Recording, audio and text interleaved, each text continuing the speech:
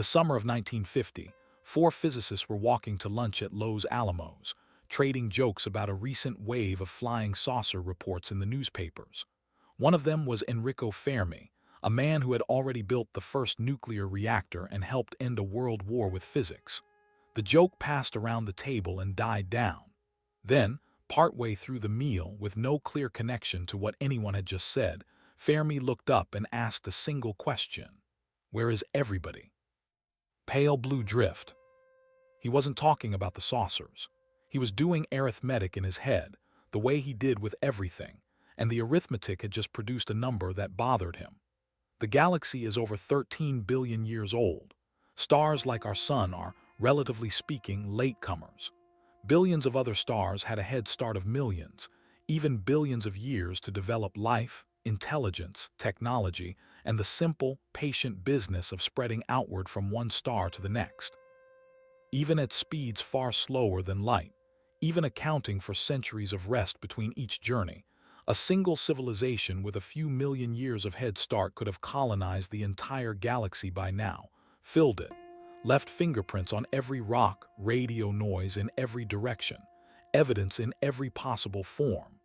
Fermi did the math on a napkin, more or less, and the math said the galaxy should be loud.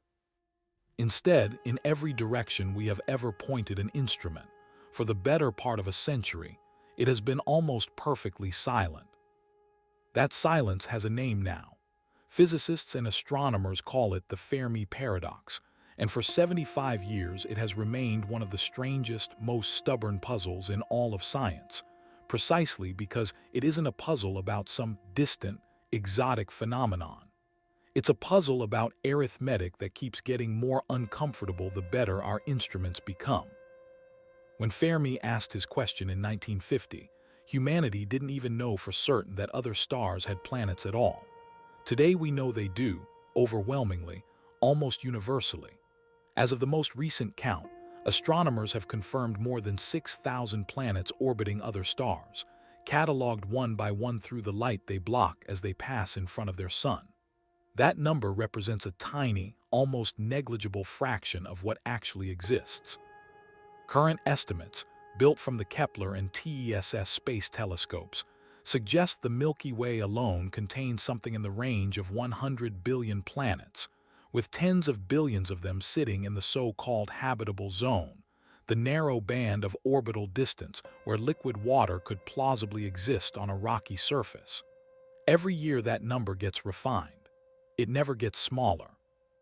Every year, in other words, Fermi's original arithmetic gets worse, not better. The silence should be getting harder to explain, not easier, and yet it persists, total and complete, across every wavelength we have ever searched, across 65 years of dedicated listening by radio telescopes built for exactly this purpose, across every deep field image ever taken by every space telescope ever launched. Nothing.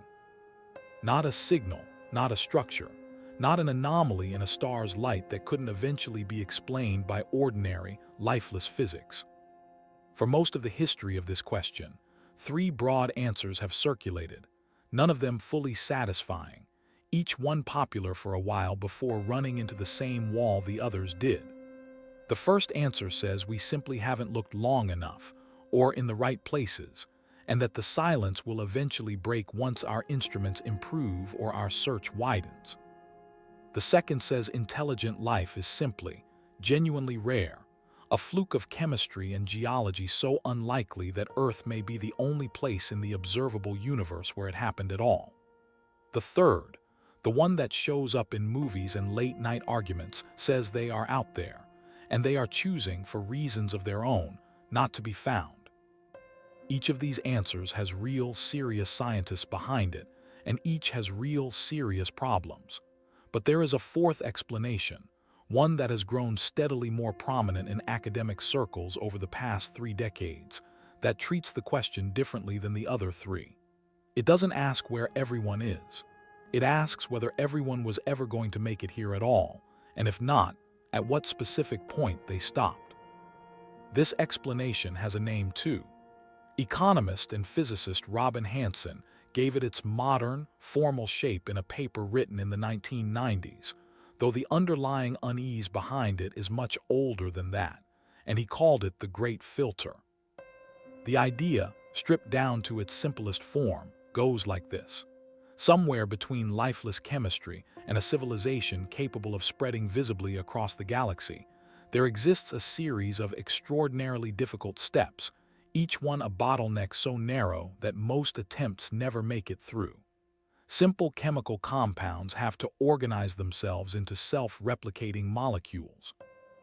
Those molecules have to survive billions of years of chance and catastrophe to become complex, multicellular life. That life has to stumble into intelligence, intelligence into tool use into technology, and technology into a civilization advanced enough to broadcast its presence across interstellar distances. And then, crucially, survive long enough afterward for that broadcast to actually matter. Somewhere in that long chain of improbable steps sits a filter, a stage so difficult, so unlikely, so nearly impossible to pass through, that it explains, all on its own, why the galaxy looks and sounds so empty despite containing so many opportunities for it not to be. The question the Great Filter forces you to sit with, the one that gives it its particular, quiet dread, is simple to state and almost impossible to answer with any comfort. Is that filter behind us, or is it still ahead? If the filter sits behind us, somewhere in the deep past, in the improbable jump from simple chemistry to self-replicating life, or from simple life to complex multicellular organisms, then we are the rare survivors of an almost impossibly unlikely event, and the silence of the galaxy is simply the sound of a filter we have already, against overwhelming odds, made it through. That version of the story, while humbling, is at least survivable. It says the hardest part is over. It says we are simply, spectacularly rare, and the silence around us is the silence of siblings who never got born. But if the filter sits ahead of us, somewhere between where we stand right now and where a truly interstellar, truly visible civilization would need to be, then the silence of the galaxy stops being a story about how rare life is, and starts being a story about what happens to civilizations like ours once they reach roughly the point we're at now. It stops being a story about beginnings. It becomes a story about endings, one that has apparently already happened over and over to every other civilization that ever climbed this high, everywhere else in a galaxy of hundreds of billions of stars. That is the specific, quiet horror sitting underneath the Great Filter, the one that keeps a certain kind of physicist awake at night in a way that has nothing to do with equations. It isn't that we might be alone. Being alone, if the filter sits behind us, is almost comforting in its own strange way. It's the possibility that we are not alone in having gotten this far, that others reached almost exactly this point too, technological, curious, reaching outward, and that something consistently, everywhere, stopped them before they could go any further. And that whatever that something is, we may already be standing directly inside it right now, without any way of knowing. To understand exactly how physicists and astronomers try to locate this filter, whether it sits behind us or ahead, it helps to look at the tool the field has used for over 60 years to organize the entire question. A simple piece of arithmetic called the Drake equation, written on a blackboard in 1961, by the astronomer Frank Drake ahead of the very first serious scientific conference on the search for extraterrestrial intelligence. The equation breaks the entire question down into a chain of multiplied probabilities, the rate at which stars form, the fraction of those stars with planets, the number of those planets that could support life, the fraction of those that actually develop life, the fraction of that life that becomes intelligent, the fraction of intelligent life that develops detectable technology. And finally, the length of time such a civilization actually remains detectable before it either destroys itself, evolves beyond recognition, or simply falls silent. Drake's equation was never meant to produce a single confident number. It was meant to organize ignorance, to show exactly which variables we actually understood and which ones remained almost total guesses. For most of the equation's life, Nearly every term on the left side of it was a mystery. We didn't know how common planets were. We didn't know how common habitable conditions were. We didn't know anything, really, except that stars existed and that we, somehow, existed too. Over the past 3 decades, something remarkable has happened to that equation, something that has quietly reshaped this entire conversation. The early terms, once complete unknowns, have been answered decisively by real data. We now know with genuine confidence that planets are not rare. We know that habitable zone planets are not rare either, that there are tens of billions of candidate worlds in this galaxy alone sitting at roughly the right distance from their star for liquid water. The astronomy half of the Drake equation, once the biggest source of uncertainty in the whole calculation, has essentially been solved, and the answer it gave was generous. The universe, it turns out, builds an enormous number of potential homes, which means the entire weight of the silence has shifted. It no longer makes sense to explain the quiet galaxy by saying there simply aren't enough planets, enough chances, enough opportunities. There are. There have always been, in numbers vast enough to make the actual filter, wherever it sits, look almost deliberately cruel by comparison. If planets were the bottleneck, we would expect a merely quiet galaxy, one with occasional signals scattered thinly across the dark. What we actually have is a near total, unbroken silence, stretching across every direction we have ever pointed an instrument, which is precisely the kind of silence you would expect if something considerably later in the chain, something biological or something behavioral, something that happens after intelligence rather than before it, was doing the actual filtering.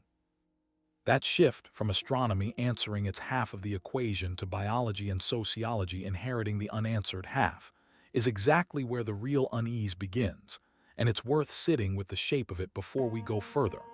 Because it means the candidates left standing, the stages still genuinely uncertain enough to plausibly be the filter, are no longer questions about whether planets exist. They are questions about what happens on them once they do. Whether life is difficult to start. Whether complex life is difficult to sustain. Whether intelligence, once it arrives, tends to survive its own arrival, or whether there is something built into the very nature of becoming a technological civilization that makes the transition itself close to a death sentence. Each of those possibilities points to a different location for the filter, a different chapter in the long, improbable story between lifeless rock and a civilization loud enough for someone else to hear. And each of them carries its own specific, distinct kind of dread, because each one implies something different about where we currently stand in that story, and about how much of the hardest part might still be ahead of us rather than behind. The earliest possible candidate sits right at the very beginning, at the transition from ordinary chemistry into the first true, self-replicating life, a step scientists call abiogenesis. It is worth understanding just how little we still actually know about this specific transition, because it remains, even now, one of the genuine, unresolved mysteries in all of biology. We know the raw materials were available on the early Earth. We know amino acids, the building blocks of proteins, can form under a wide range of natural conditions, and laboratory experiments dating back to the 1950s have shown that many of life's basic ingredients assemble themselves fairly readily given the right mixture of simple molecules and energy. What nobody has ever managed to do in over 70 years of trying is take those basic ingredients and get them to spontaneously organize themselves into something that can actually reproduce, something that crosses the line from complex chemistry into biology proper. That gap between complex chemistry and the first true replicator might be small. It might be almost inevitable, given enough time and enough chemical soup, something evolution eventually stumbles into on nearly every wet rock in the universe. Or it might be extraordinarily narrow, a chemical needle threaded successfully exactly once here, roughly 4 billion years ago, in conditions we still don't fully understand and have never been able to reproduce. Both possibilities remain scientifically live. Both remain, honestly, guesses dressed up as hypotheses. And the uncomfortable truth is that we may never resolve this particular uncertainty from Earth alone, because we only have a single confirmed example of life having happened at all, one data point, which makes it almost mathematically impossible to know whether we're looking at something common or something close to a miracle. If abiogenesis turns out to be the filter sitting right at the very start of the chain, then the silence of the galaxy has a relatively gentle explanation. It would mean the universe is full of dead, sterile worlds, endless rock and water and atmosphere with absolutely nothing stirring inside any of it, and that we somehow are the rare exception, the single roll of the dice that actually landed. That version of the story is humbling. It makes Earth almost unbearably precious. But it isn't frightening in the way the alternative candidates are, because it places the filter safely in our past, a hurdle we have already, against overwhelming odds, cleared. But abiogenesis is only the first door in a very long hallway, and it is far from the door most researchers currently studying this question find themselves lingering in front of. Most researchers currently studying this question find themselves lingering somewhere else entirely, at a hurdle far more specific, far better understood, and in some ways far more unsettling than the murky uncertainty surrounding life's first spark. Because unlike abiogenesis, this next step actually happened, once, in a moment biologists can trace with real precision, and it appears, as far as anyone can tell, to have happened exactly one time in the entire 4-billion-year history of life on Earth.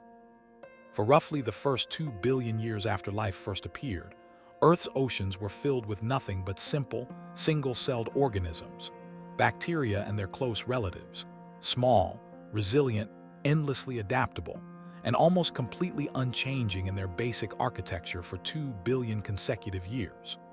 2 billion years is longer than the time separating today from the first appearance of multicellular animals on this planet, multiplied several times over.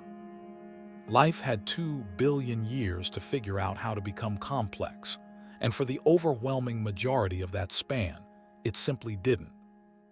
Then something happened once that biologists call eukaryogenesis, the origin of the complex cell. At some point, one simple bacterial cell was engulfed by another, and instead of being digested, the way that kind of encounter almost always ends, it survived, took up permanent residence inside its host, and began providing energy from the inside, evolving over time into what we now call the mitochondria, the tiny internal power plants present in essentially every complex cell in every plant and animal alive today, including every cell in your own body right now. This single merger, one cell swallowing another and the two of them becoming, permanently, a single new kind of organism, appears to be the founding event behind all complex life on Earth. Every plant, every fungus, every animal, everything with a nucleus, tracing back to that one specific, singular biological accident. What makes this moment so significant to the great filter question is not simply that it was important. It's that it appears to have been genuinely, remarkably rare, a kind of merger evolutionary biologists have never observed happening again, anywhere, in the entire subsequent history of life on this planet, despite bacteria engulfing other bacteria constantly, on every single day in every ocean for the past 2 billion years. Trillions upon trillions of these encounters have occurred since that first successful merger, and as far as the fossil and genetic record can tell, not one of them has ever again produced a second, independent origin of the complex cell. It happened once. It never happened again. And everything alive today that isn't a bacterium is, in a very direct sense, descended from that single, seemingly nearly impossible event. Some researchers studying the origin of complex life treat this as genuinely the central bottleneck in the entire great filter question, a stronger candidate, in their view, than the origin of life itself. Simple, self-replicating chemistry may turn out to be relatively common across the universe, springing up readily on any sufficiently wet, sufficiently chemically rich world. but the specific merger required to produce a complex cell, one simple organism successfully incorporating another as a permanent internal partner rather than simply consuming it, may be so extraordinarily improbable that it essentially never happens twice. And on most worlds where simple life does arise, it may never happen at all, leaving those worlds populated, potentially for their entire multi-billion-year lifespan, by nothing more complex than bacterial mats, forever. If this is where the filter actually sits, in the transition from simple to complex life rather than in life's origin altogether, then the galaxy's silence takes on a specific, almost lonely shape. It would mean simple life might be common, perhaps even abundant, scattered across countless worlds throughout the galaxy. Oceans and puddles and hydrothermal vents everywhere quietly hosting their own populations of single-celled organisms, endlessly persisting, endlessly simple, never once crossing the threshold into anything resembling a plant, an animal, or a mind. It would mean the universe might be teeming, in its own quiet way, with life, and almost entirely devoid of anything capable of noticing that fact, anywhere, including itself. That version of the filter, like abiogenesis, still sits comfortably behind us. It's humbling in the same way but not frightening in the same way, because whatever its odds actually were, we already made it through. Earth's own complex life stands as proof the barrier can be crossed, however rarely, and our existence here tonight is itself the evidence that this particular door, whatever its true odds turned out to be, has already been opened once successfully in our own specific case. The genuinely unsettling candidates, the ones that keep a very different, far more targeted community of researchers awake at night, are not found by looking backward at all. They're found by looking at where we currently stand and asking an uncomfortable question about what happens next, one that has almost nothing to do with biology and almost everything to do with what a civilization does to itself in the narrow window immediately after it becomes capable of reaching the stars. This is where the study of the Great Filter quietly stops being a question mostly for evolutionary biologists and starts becoming a question mostly for a newer, considerably more anxious field, one that emerged specifically to study the ways an advanced civilization might destroy itself, a discipline researchers now call existential risk studies. It exists, formally, at research centers built specifically around this question, staffed by philosophers, physicists, and policy researchers whose entire professional focus is cataloging, as rigorously as possible, every plausible way a technological civilization might fail to survive its own adolescence. The reasoning behind taking this candidate seriously is uncomfortably direct. A civilization capable of being detected across interstellar distances needs, at minimum, technology powerful enough to broadcast signals or build structures visible across enormous distances. Technology that, on Earth's own specific timeline, arrived hand in hand with something else entirely: the capacity for large-scale, self-inflicted destruction. Humanity crossed the threshold into radio technology and the capacity to annihilate itself within the very same century, within the very same few decades. In fact, the first human made radio signals capable of leaking meaningfully into space, and the first nuclear weapon were separated by barely 40 years. We built our loudest possible calling card and our most efficient possible self-destruct mechanism nearly simultaneously, as though the two were somehow, structurally, the same invention wearing two different faces. If that pairing isn't a coincidence unique to human history, if it instead reflects something closer to a general rule, that any civilization advanced enough to become detectable is, by the very same token, advanced enough to end itself, then the galaxy's silence stops being a story about who never arrived at all and becomes a story about who arrived, and then, shortly afterward, stopped.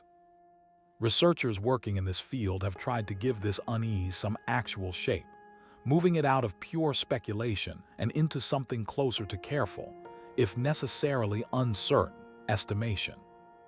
In a widely discussed book-length assessment published in 2020, The philosopher Toby Ord, drawing on years of work with colleagues studying existential risk at Oxford, attempted to estimate the total probability that humanity fails to survive the current century, considering every major category of self-inflicted catastrophe together.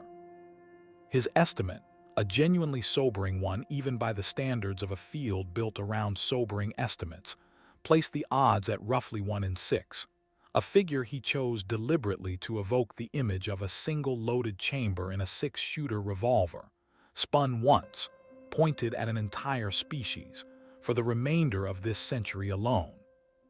The categories behind that number are worth nomming individually, because each one represents its own distinct, independently plausible shape the filter might take.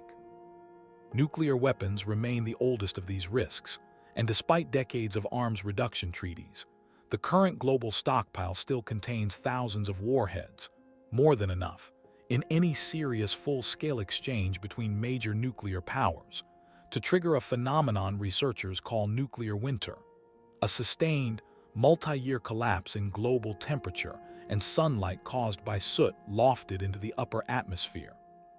Severe enough in the most serious modeled scenarios to collapse agriculture across most of the planet, regardless of which nations were actually targeted. Engineered pandemics represent a newer, and in the estimation of many researchers in this field, considerably more concerning category, precisely because the underlying technology, genetic sequencing and synthesis, has become dramatically cheaper and more accessible with each passing year, following a cost curve considerably steeper than even the famous improvement rate of computer processors. A pathogen engineered deliberately for both high lethality and high transmissibility, something evolution itself tends to avoid producing naturally, because it usually burns through a host population too quickly to spread efficiently, represents a kind of danger nature rarely manufactures on its own, but which deliberate human design, in the wrong hands, plausibly could. Artificial intelligence occupies a stranger, more contested position in this same conversation, one that has moved, within roughly the past decade, from a fringe concern discussed mostly in philosophy departments to a subject taken seriously by many of the very researchers and engineers building the technology itself. The specific worry articulated by a significant portion of this community isn't the fictional image of robots turning hostile. It's something more structural, the concern that a sufficiently capable, goal-directed system, optimizing powerfully and effectively toward objectives that turn out to be subtly, even innocently misaligned with genuine human well-being, could cause catastrophic, difficult-to-reverse harm simply by being extremely good at accomplishing the wrong thing, at a scale and speed no earlier technology was ever capable of matching. And running beneath all of these more dramatic, more sudden categories sits a slower, less cinematic risk that nonetheless appears prominently in nearly every serious existential risk assessment: the compounding, long-term instability caused by climate change, not necessarily as a single, sudden extinction event, but as a persistent, worsening stressor capable of triggering cascading failures across agriculture, water availability, and political stability simultaneously. A kind of risk multiplier sitting quietly underneath every other category on the list, making each of the others somewhat more likely to spiral out of control than it otherwise would be. None of these risks, taken individually, guarantees civilizational collapse, and researchers in this field are careful, almost universally, to avoid the language of certainty or inevitability. What they generally do argue, with real consistency across otherwise quite different areas of specialty, is that the current century represents something like a uniquely dangerous adolescence, a narrow window in which a civilization has become powerful enough to end itself many times over, without yet having developed the wisdom, the coordination, or the institutions necessary to reliably ensure it doesn't. That specific phrase, a uniquely dangerous adolescence, is worth sitting with for a moment, because it connects directly back to the great filter question we've spent this evening building toward. If every technological civilization in the galaxy passes through a comparably dangerous adolescence, a narrow window where its own new capabilities outpace its own accumulated wisdom, and if most civilizations, across the vast majority of cases, fail to navigate that window successfully, then the silence of the galaxy stops looking like evidence that nobody else ever tried. It starts looking like evidence of exactly how narrow that window actually is, and exactly how rarely, across an entire galaxy of hundreds of billions of stars and untold opportunities, anyone else has ever managed to walk all the way through it. There is a particular symbol some researchers in this field have used for decades to try to communicate the shape of this danger to people outside their own specialty. A clock face, set each year by a panel of scientists, its minute hand pushed closer to or further from midnight, depending on their collective judgment of how close humanity currently sits to some form of irreversible, self-inflicted catastrophe. The clock has never once been set further from midnight than it was during its very first year, and in recent years, it has been pushed closer to midnight than at any point in its entire history, closer than during the height of the Cold War, closer than during any single moment of overt nuclear confrontation between major powers. That specific detail is worth sitting with quietly for a moment, not because a symbolic clock proves anything on its own, but because the researchers responsible for setting it each year are drawing on precisely the same categories of risk we've just walked through: nuclear arsenals, engineered pathogens, unregulated artificial intelligence, and a warming climate, layered together, compounding each other, in exactly the pattern that gives the modern version of the Great Filter its particular shape. None of this proves the filter sits ahead of us rather than behind. It's entirely possible, and worth holding on to honestly, that humanity successfully navigates every one of these risks, this century and the next, and goes on to become exactly the kind of visible, interstellar civilization Fermi's original arithmetic expected to already exist somewhere in this galaxy. It's possible the true filter was eukaryogenesis, or abiogenesis, or some other rare biological threshold sitting safely in our deep past, and that the dangers of this particular century, real as they are simply the ordinary growing pains of a species destined to make it through them. But it's also possible that we are, right now, tonight, standing directly inside the filter itself, in the narrow, dangerous window between having enough technology to be seen and having enough wisdom to survive having it. Exactly the window every other civilization that ever reached this point in the galaxy's long history may have stood inside as well, right before the silence closed back in around wherever they used to be. Whether or not that particular window is the one closing in around us right now, there is another piece of this puzzle worth sitting with carefully, because it isn't purely theoretical the way the Great Filter itself remains. It's observational. It's the actual, decades-long record of what happens when human beings point real instruments at the sky and simply listen, and that record turns out to be considerably stranger and considerably more instructive than most people realize. The formal search for extraterrestrial intelligence began in earnest in 1960, when the young astronomer Frank Drake, the same Drake who would go on to write his famous equation a year later, pointed an 85-foot radio telescope in West Virginia at two nearby sun-like stars and simply listened for anything that looked artificial, a signal too narrow, too structured, too mathematically clean to be explained by ordinary astrophysics. He called it Project Ozma, after the princess of a fictional, distant, and hard-to-reach land in a children's book he'd loved as a child. And though it found nothing, it established the basic template every search since has followed.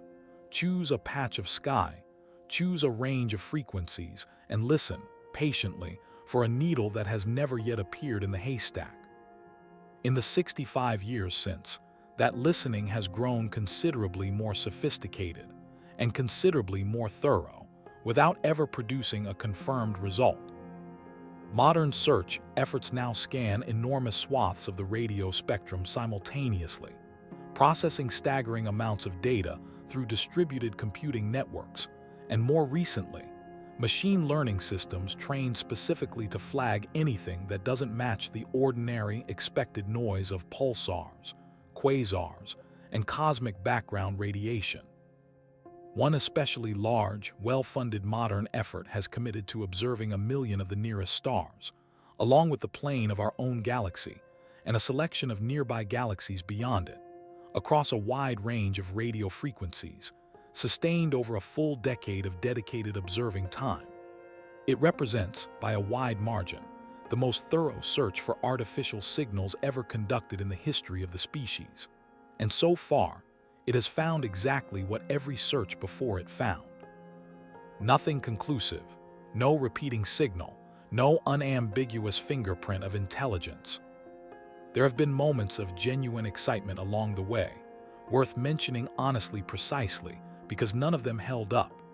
In 1977, a radio telescope in Ohio recorded a burst of signal so strong and so unusual that the astronomer reviewing the printout circled it in red pen and wrote a single word in the margin, "Wow," giving the event its lasting name, the WOW signal. It lasted just over a minute, matched several of the specific characteristics researchers had predicted a genuine artificial signal might show, and despite decades of repeated, careful follow-up observation of the exact same patch of sky, it never repeated, never resolved into anything explainable, and never appeared again. It remains, to this day, formally unexplained, a single brief, tantalizing anomaly in an otherwise unbroken 65 years of silence, more haunting than conclusive, a reminder of exactly how easily something can look extraordinary for a moment, and then simply vanish back into the noise. A more recent, considerably more publicized moment of excitement arrived in the 2010s, when an unusual sun-like star, cataloged formally but known more widely by the name of the graduate student who first noticed its strange behavior, was found to dim in ways no known natural phenomenon fully explained, irregular, deep, and asymmetric in a pattern that briefly, seriously, led some researchers to propose that an enormous, artificial structure, something built specifically to capture a star's energy, might be orbiting it and blocking its light in an unusual, non-repeating pattern. Years of careful follow-up observation eventually settled on a more mundane, though still genuinely interesting explanation: an unusually large amount of orbiting dust, likely from the breakup of a comet or a small planet, rather than anything built by anyone. But the fact that a serious hypothesis involving an artificial megastructure was ever taken seriously enough to investigate at all tells you something about how genuinely open and genuinely uncertain this entire search remains, even among researchers who spend their careers being appropriately skeptical of exactly this kind of extraordinary claim. What all of this listening actually tells us, after 65 years, is not that intelligent life doesn't exist. It's considerably narrower and considerably more specific than that. It tells us that nobody nearby, within the specific range of distances and frequencies we've actually searched so far, which remains a genuinely tiny fraction of the galaxy despite decades of effort, is broadcasting in the specific, deliberate ways we've been listening for. It doesn't rule out life that communicates differently, on frequencies we haven't thought to check, using methods we haven't yet imagined, or life that simply isn't interested in broadcasting outward at all, for reasons entirely its own. That last possibility deserves its own honest treatment, because it represents a genuinely different category of explanation than the Great Filter, one that doesn't require anyone to have died out or failed to develop at all. It simply requires them to have made a choice, deliberately, to stay quiet. Some researchers have proposed exactly this, sometimes under the label of the zoo hypothesis, the idea that advanced civilizations may exist in significant numbers, but have collectively chosen not to make contact with younger, less developed civilizations like our own, whether out of caution, an established practice of non-interference, or simply a recognition that a species still fighting its way through its own dangerous adolescence isn't yet ready for what contact would mean. It's an idea that borrows something of its shape from an old anthropological instinct, the caution field researchers historically tried, not always successfully, to exercise when encountering isolated human societies that had never had contact with the outside world, minimizing interference specifically to avoid disrupting or overwhelming a culture still developing entirely on its own terms.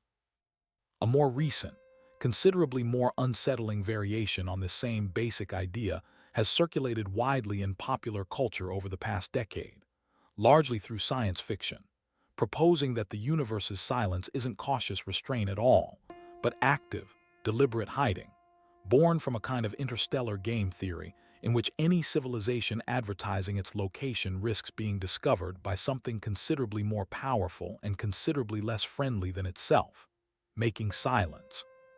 For every civilization advanced enough to understand the stakes, the only reasonably safe strategy available. It's a genuinely compelling narrative device, and it has generated real, serious discussion even among some researchers who study these questions professionally, though it remains, importantly, a philosophical and fictional framework rather than a testable scientific hypothesis, difficult to distinguish, with our current tools, from simple silence born of absence rather than silence born of fear. Radio listening isn't the only tool available for this search anymore either, and it's worth knowing how the field has broadened in just the past decade, because it changes what kind of silence we're actually talking about. Researchers have begun searching, systematically, for what they call technosignatures, any detectable sign of technology rather than specifically radio broadcasts, an approach that has opened up entirely new categories of evidence to look for. Some searches scan the light of distant stars for the specific, unusual signature, an enormous artificial structure, a theoretical construction sometimes called a Dyson sphere, built to capture a significant fraction of a star's total energy output, might leave behind a star dimmed in specific infrared wavelengths in a pattern no natural process quite produces.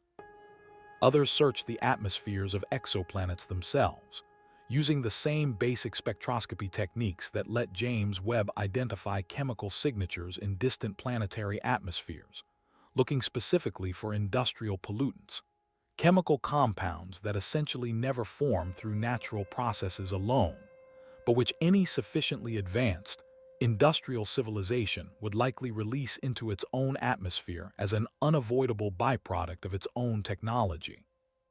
The unintentional exhaust of an entire civilization's presence. None of these searches, across every method and every wavelength, has yet turned up anything conclusive.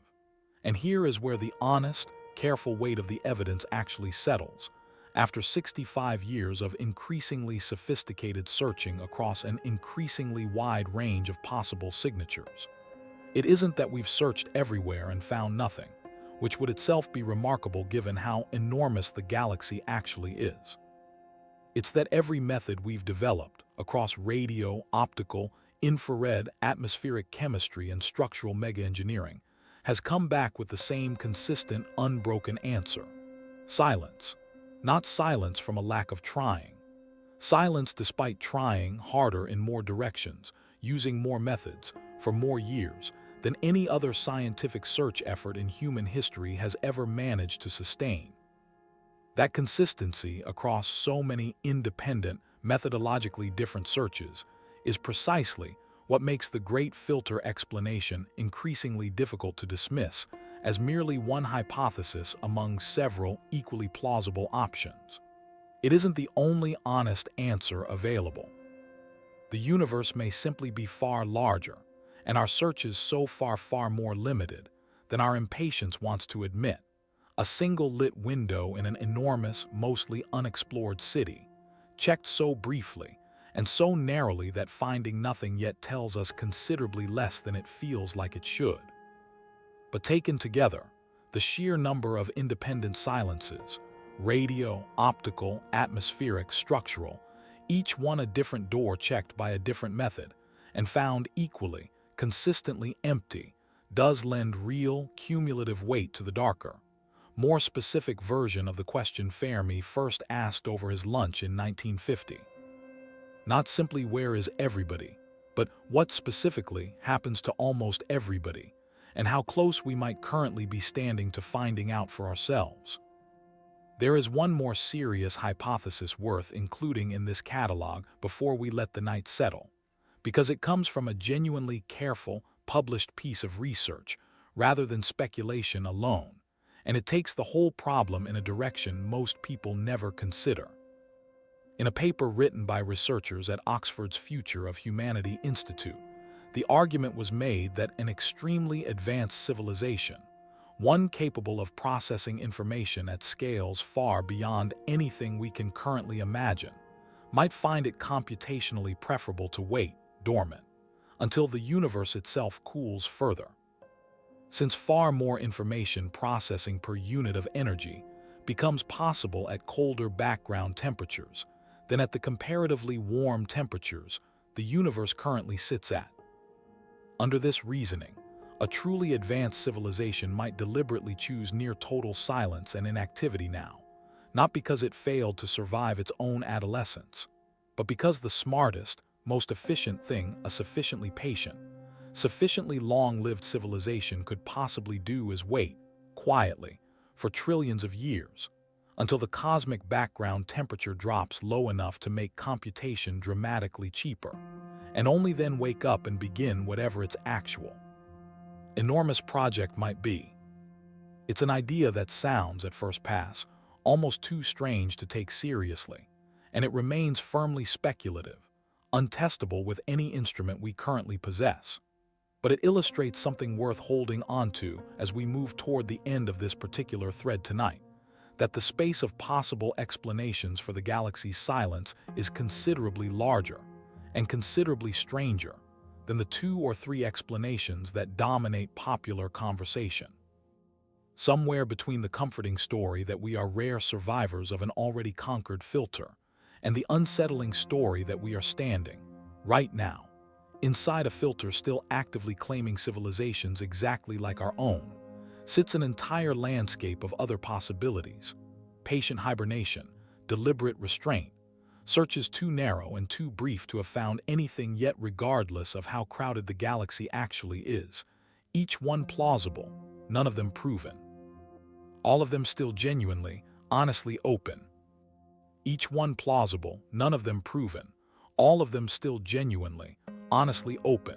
And sitting underneath every single one of them is the same original arithmetic Fermi did in his head over lunch in 1950, an arithmetic that has only grown more insistent, not less, in the 75 years since he first asked his simple, unanswerable question.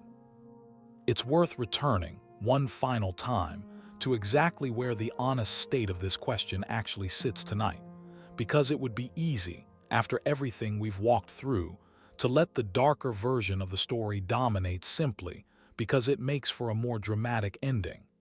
That wouldn't be fair to the evidence, and it wouldn't be fair to you either. The truth is that nobody, not Robin Hanson, not Toby Ord, not any of the researchers who have devoted entire careers to this question, actually knows where the filter sits, or whether it's even the right framework at all. What they know, collectively, carefully, is considerably narrower than that. They know the early terms of Drake's equation have been answered, generously, by real data. They know the silence that remains has survived 65 years of increasingly sophisticated searching across every method anyone has thought to try. They know humanity currently sits inside a century that looks, by every serious measure available, uniquely dangerous, armed with technology considerably ahead of the wisdom required to wield it safely.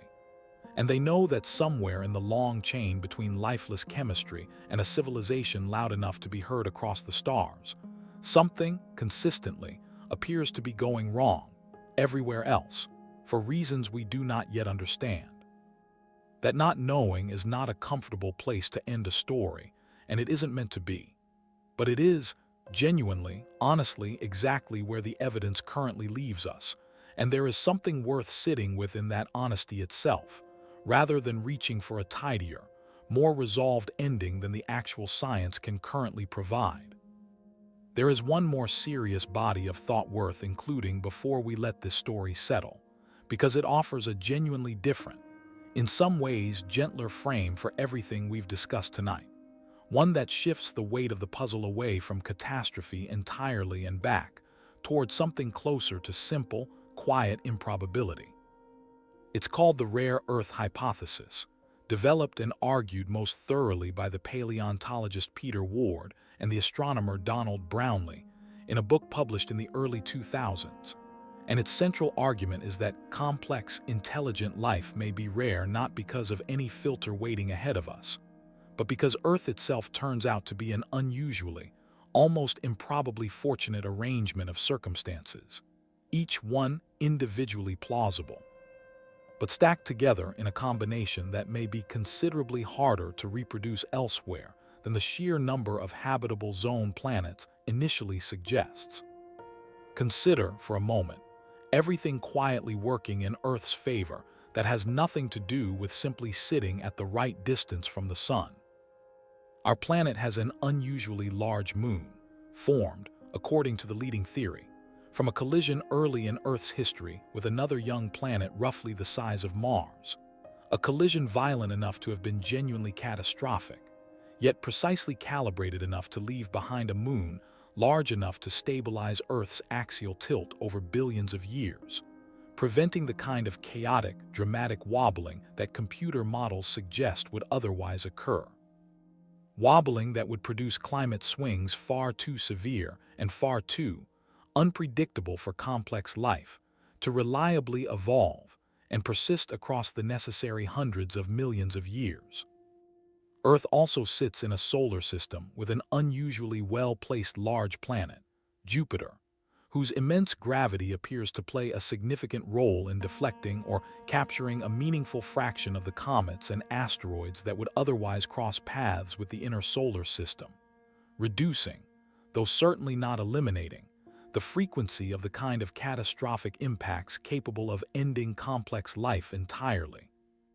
The same category of event that ended the age of dinosaurs 66 million years ago.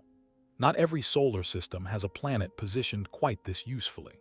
Some have gas giants that migrate inward during their formation, disrupting or destroying inner rocky planets entirely in the process.